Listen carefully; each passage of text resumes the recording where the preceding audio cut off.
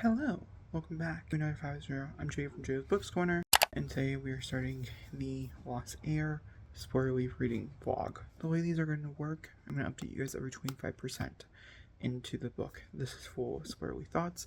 I do have to say that normally for my spoiler leaf vlogs, I do tend just to update you when something interesting happens. Maybe that will happen, but if I don't have anything to say, I'll definitely update you guys every 25%. Let's go ahead and jump into it. I'm very excited. I just got the book, and it's one of my most anticipated of the year, so we'll see if it's 5. I'm in here to give you guys the first check-in. I don't know if there's going to be any spoilers. I'd like to mention there's probably going to be spoilers for the Cruel Prince series, or the King of Elfham, or whatever it's called, you know what I'm talking about. Cruel Prince, Wicked King, Claim Nothing, right? I'm sure there's going to be spoilers for that in this vlog, just because, like, oh my god, this is happening, so forth and so forth. This takes place 7 years after the events, 7 or 8 years after the events of Claim Nothing, which was not one of my favorite books. I didn't hate it as some people did, but I didn't love it as most people did. Wicked King is by far my favorite. I still don't even think I gave that one up. I think I did. I think eventually I allowed myself to give it a 5. Just because my fondness of it is so strong. It's the only one out of the entire series I would go back and reread. My review for The Wicked King, which is basically the only thing I can really tell you about the series, one would say I should give it this a 4.5 stars. One would say that I shouldn't. I have no clue. I know everyone needs to read this fucking book, and so I gave it a 5. Okay, I don't feel the same way so far about The Stone Heir, and I was feeling that I could feel the same way about the sequel that comes out in January of next year. But at least for this one, we follow Ren, who is introduced at towards the end. I just did a little research. Towards the end of Queen of Nothing, which I read like 4 years ago by this point, 3 years ago, something like that. Okay, it's been a minute. She gets introduced with her like things.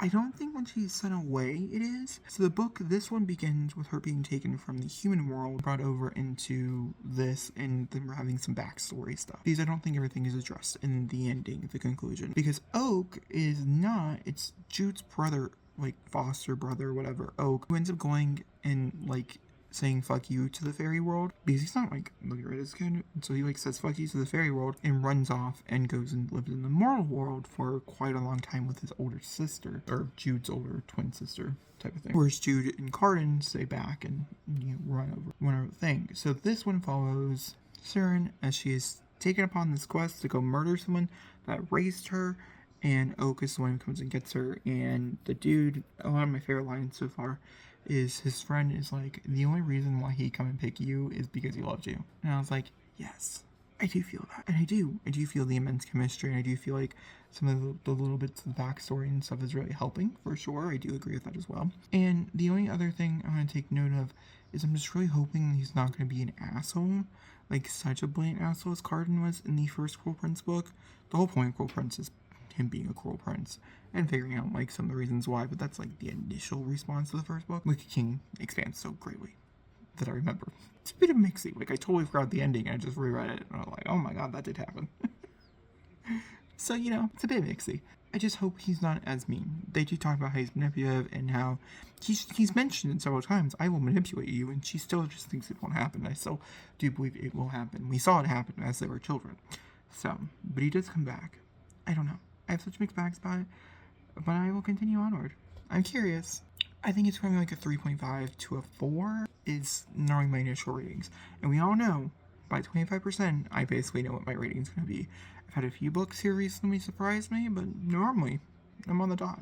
Originally, I had filmed this quick wrap-up for The Stolen Heir, and like my long-winded opinions about the book, and what I felt about the book, and like how I felt about the book and stuff, and I just realized that I kind of want to do a much more longer discussion for this outro, because this video is relatively short, and I feel like I didn't really talk fully what made this book not click for me. If I decide against that and things, I will just put it in the other clip, but I'm gonna film this one first. Let's go ahead and talk about it. With The Stolen Heir by Holly Black, things that really didn't work for me personally was I didn't really connect with the characters. I think when you're in a fantasy world, this is a fantasy world I knew, I didn't really remember, to be honest with you. I do research while reading the book for things that happened in the Queen of Nothing and stuff, as our main character does come from the Queen of Nothing. She is in like 2 or 3 scenes with her being welcomed back into the kingdom that eventually will kick her out by the time the book begins. Well, the book actually begins with her parents end up trading her for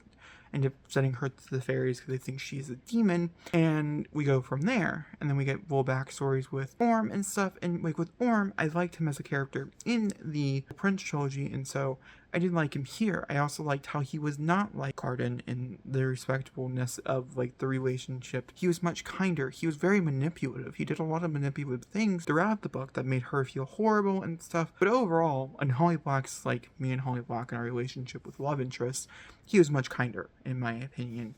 Maybe not towards the end. Yeah, probably not. Overall, throughout most of the book, I felt like their relationship was much sweeter and much more innocent, which I think was the vibe that she was going for. Another problem I had with it, I felt like because most of this book does not take place in fairy world, it takes place in like America and stuff like that as they're traveling across to go hunt down what they're looking for. I felt like the scope was smaller. I felt like the element of fairy was smaller, and especially because the girl who eventually does go to fairy doesn't really know that much about fairy, and so we're going through the same things that I feel like I've gone through in other stories. Nothing against Holly Black in telling a similar story to other fairy books I've read. I've just read quite a few by this point. I did not read a bunch. I think The Cruel Prince was one of the first fairy books I've ever read. That and like A Court of Thorn and Roses when I read it for the first time. That I think, logically speaking, for me personally, it made a lot of sense for the different experiences and stuff that Jude goes through, and that, you know, the relationship and stuff. The moral of the story here is that I didn't like the relationship. I kind of enjoyed the side characters. I love a quest story, but this one just didn't vibe with me. And ultimately, it came down to the fact that I thought the characters were okay, but nothing great. I thought the ending was really good. I'm very interested to read the sequel, see where this story goes. I could use a little bit more of Jude and Cardan. The beautiful thing about reading a sequel series, even as it takes place many years in the future, this one takes place 7, but I've read a future series that take place, like if you read it in order, 1800s to 2008.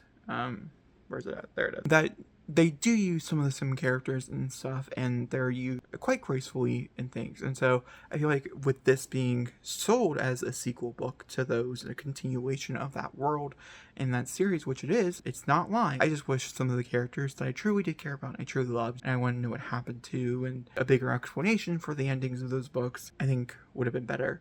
I had honestly also said I think I'd rather see a 4th book. I know a lot of series do this nowadays, of where they continue on with a story that probably shouldn't have been. We all can agree, I think, as a fandom, Point of Nothing was kind of like a shit end to like this. I didn't hate it like some people did. I know some people absolutely like want to burn that book alive type of thing. Not my reaction. I don't think it was a good conclusion to the trilogy either.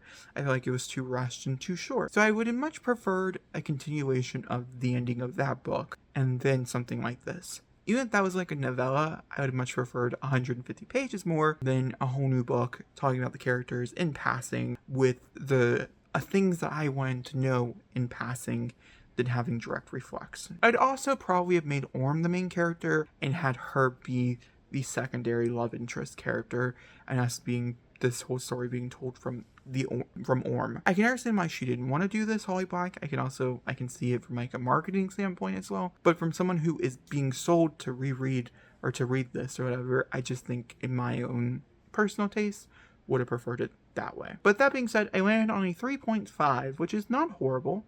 It's not great, but it's not horrible. And I will talk to you guys all next time.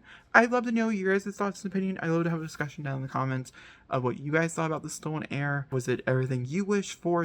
My expectations too high? They were.